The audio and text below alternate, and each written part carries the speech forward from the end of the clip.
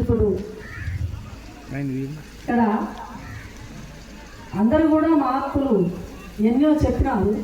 కాకపోతే ఈ మోహన్ రెడ్డి నాయుడు గారు చెప్పిన మాట నిజంగా పాటిస్తే మనం అందరం కూడా విని తరిస్తాం.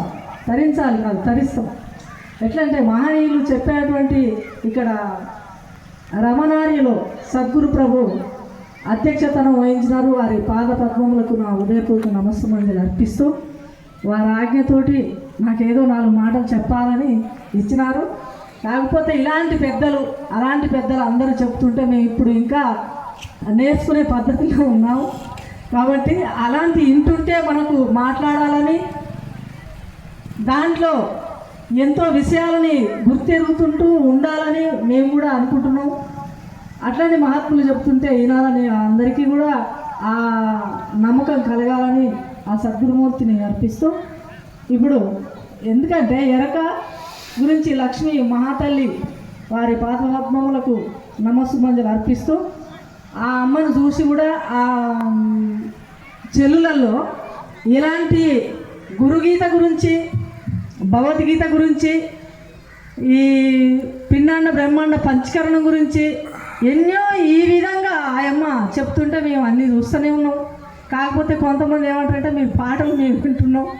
అభయానందుడు ఈ ప్రపంచానికే అభయంగా అందరికీ అభయం ఇస్తుడు, నేనున్నా కదా మీకు ఎందుకంటే అలాంటివి నేను వర్ణిస్తూ నేను చేసుకున్న పుణ్య విశేషం. ముందల మా గురువు గారైన శ్రీ భూమానంద గుత్తికొండ దామోదర్ రెడ్డి ఆర్యులు నాకు గురువు కావటం నేనెంతో ధన్యురాలని నేను భావిస్తూ, మీ అందరి పాద ధూళిలాగా నేను ఈ ప్రపంచంలో సరే ఆ భగవంతుడు ఆ గురుమూర్తి ఇచ్చిన ఆ స్వరాన్ని మనం ఎందుకు దాన్ని అరికట్టవద్దు అని, అది కూడా పాటలో కూడా బోధ విషయాలు ఉన్నాయి, పద్యాలలో కూడా బోధ విషయాలు ఉన్నాయి, ఈ బోధలో కూడా బోధ విషయాలు ఉన్నాయి. భాగవత కృష్ణ ప్రభులు చేసినటువంటి కందార్థ ధరువులు ఒక్కొక్కటి వర్ణిస్తే కళ్ళకి పంటి నీళ్ళు వస్తాయి. ఈ దేనికి అదే సాటి. ఒకటి మొదలు పెడితే మొదటి నుంచి తుదవెల్ల వినుడు అని ఆ మహనీయుడు చెప్పిన. మీరు మాట్లాడకూడదు, సైలెంట్గా ఉండాలి తల్లి.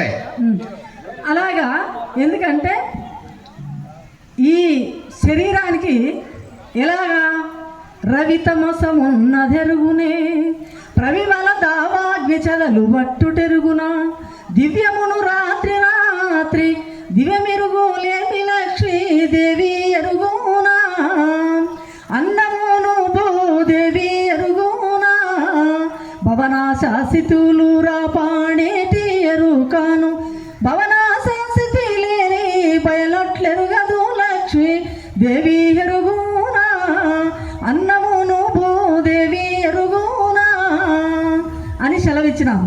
ఎందుకంటే ఏ కందార్థానికి ఆ కందార్థమే సాటి. ఎక్కడికెక్కడికి అంత తీపి, అంత రుచి, అంత ఆనందము. ఎట్లా భవనాశ స్థితులు అంటే భవము అనగా పుట్టుక, నాశమనుట సచ్చుట.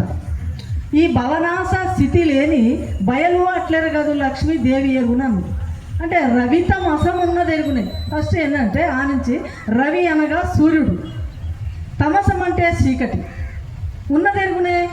మరి ఎట్లా ఎరుగుతాడు రవి? ఎప్పుడైనా ఆ చీకటిని చూస్తే చీకటి ఉంటుందా? మాడి మసి అయిపోతుంది ఎక్కడనో. ఎప్పుడైనా ఆ రవి కిరణాలే ఉంటుంటాయి.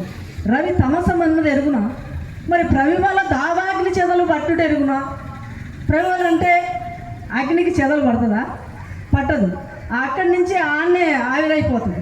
ఆ చెదలు ముడుచుకొని నీళ్ళు కారిపోతుంది ఎమ్మటే. అది సచ్చిన విధం కూడా మనం కాపాడదు. ప్రవివల దావాగ్ని చెదలు పట్టుడెరుగునా దివ్యమును రాత్రి రాత్రి.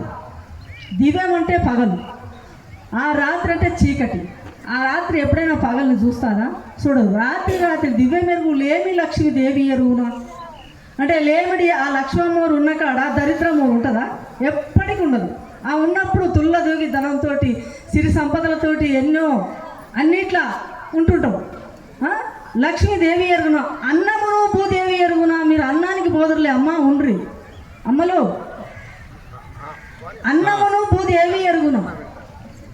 ఈ ఓషాదులు ఈ భూమిలో ఎన్నో పుడుతున్నాయి. పశుపక్షాదులు, క్రిమికీటకాలు, మానవులు, జంతువులు ఇవన్నీ తినేటి ఈ భూమి మీద నివసించి ఎవరు తినేటి వాళ్ళే తింటారు. మరి నా మీదనే ఇవన్నీ ఉన్నాయి, నాతోటే ఇవన్నీ నివసించి ప్రాణాలు నిలుపుకుంటారని ఆ భూమికి తెలియదు.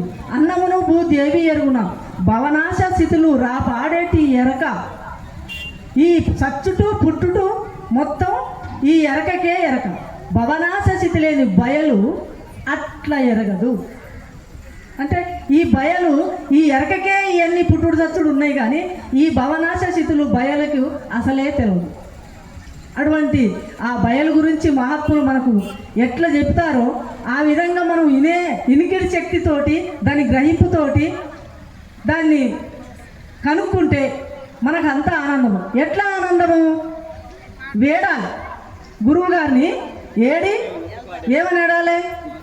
గురుపాద పద్మములు. అలాంటి ఎలాగ చెప్తారు వాళ్ళు వినే మాటలు, వాళ్ళు చెప్పే మాటలు మనం ఎన్ని తీర్లగా ఇరుక్కుంటా ప్రయాణం చేసినా, కూర్చున్నా, ఇంట్లో పని చేసినా, పిల్లల్ని కొట్టుకున్నా, తిట్టే మాటలలో కూడా గురుబోధతో తిట్టాలన్నారు పెద్దలు. గురుబోధతో తిట్టాలని మాటలు కూడా అలాగా అటువంటి మహనీయుల సోపతి చేరి పాముల సోపతి చేస్తే పాముల ముచ్చట్లే వస్తాయి, తేళ్ల తోడు చేస్తే తేలు వచ్చినట్టే కలుస్తాం. మరి ఇటువంటి మహనీయుల సన్నిధి చేస్తే ఈ మహనీయుల మాటలన్నీ కూడా మనం రత్నాలమై రక్త బిందువు అయిపోతాం. మనం ఆ రత్నానికి ఏ వంకలే రతనాల నా తండ్రి నా బిడ్డ నా కన్నా నా రత్నముల కొండ తల్లి పిల్లవానికి అన్నం తినిపించుకుంటూ ఎట్లా చూపిస్తుంది, అయ్యా తినరా నా కొడుకు తినాలే కడుపు నిండా అని ఎట్లా చూపిస్తుందో గురువు గారు కూడా మనకు అలాంటి బోధలు చెప్పుకుంటా మనకుంటే ఆ వేడికి ఎట్లా ఉంటుంది? వేడిన గురుడే కరుణించెనే, అట్లా ఏడాలి. వేడిన గురుడే కరుణించెనే, కడు దయతో భవబాధ విడిపించెనే, వేడిన గురుడే కరుణించెనే. మరి ఒక ముక్క ఇంకా అవతల అనమంటే అంటాను, మరి నాకు టైము నాయన ఇస్తే అంటాను, లేకపోతే ఎందుకంటే మా వాళ్ళు నీవు ఉండే రాకుండా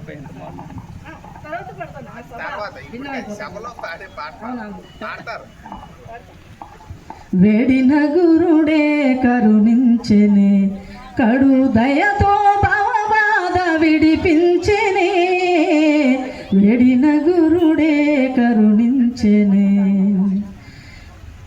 లేకనే ఇలా కలిగింది జననం, లేకనే ఇలా కలిగింది జననం, రాకపోకల విడరాని భ్రమణం, లోకమే ఒక మిథ్యా ప్రపంచం, లోకమే ఒక మిథ్యా ప్రపంచం, శోకమేలిక గురుడే నిజము, వేడిన గురుడే కరుణించెనే, కడు దయతో భవబాధ విడిపించెనే, వేడిన గురుడే కరుణించెనే.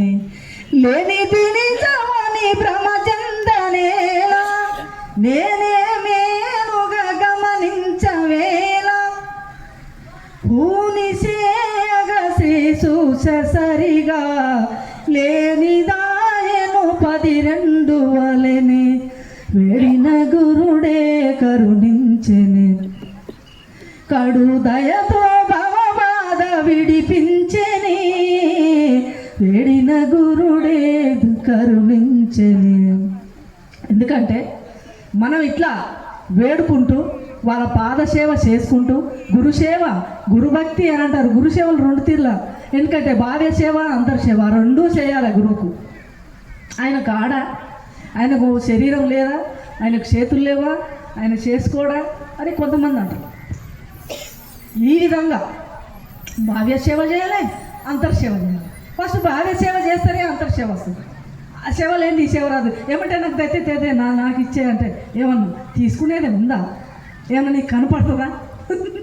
ఏమన్నా కనపడుతుందా? ఏమీ కనపడదు. కానీ నీ గ్రహింపుకే కన్ను సంఖ్యతోటే రెప్పపాటులోగా గొప్ప కొంచెమనగా అని మహానీయుల రాశాను. రెప్పపాటులోగా గొప్ప కొంచెమనగా కన్ను రెప్పపాటులోగా అప్ప గురుని మదినెప్పుడు తలిసితే అభయానందుని ఎప్పుడు కొలిసితే తప్పక ఎందున మెప్పుగనున్నది అదిగో చూడండి గురు పదమిదిగో తెలియండి అదిగో చూడండి గురు పదమిదిగో తెలియండి అయ్యో మత్తులైన వారు దీని మర్మ మెరుగలేరు మత్తులైన వారు దీని మర్మ మెరుగలేరు ఉత్తగ జగమని సిత్తము నిలిపితే ఇది అంత ఉత్తదేరా నువ్వు తినేది తాగేది తిరిగేది ఉండేది పండేది అన్ని లేచేది పోయేది అంత మాట్లాడేది కూడా మత్తులైన వారు దీని మర్మ మెరుగలేరు ఉత్తగ జగమని సిత్తము నిలిపితే సత్తు సిత్తుగక సమరసమైనది అదిగో చూడండి గురు పదమిదిగో తెలియండి. ఎందుకంటే నాకు టైం అయినది మహాత్ములు ఎందుకంటే ఎదురు చూస్తున్నాను ఇంకా చాలా మంది ఉన్నారు కాబట్టి ఎందుకంటే అట్లా ఆ విధంగా మనం ప్రయాణం చేస్తే ఇట్లా పాటలు పాడొచ్చు ఇట్లా బోధ చెప్పొచ్చు పెద్దల సేవ చేయొచ్చు అన్ని బాధలు మర్చిపోవచ్చు. జై సద్గురునాథ ప్రభు మహారాజ్కి. మా కూతురు చెప్పిందయ్యా.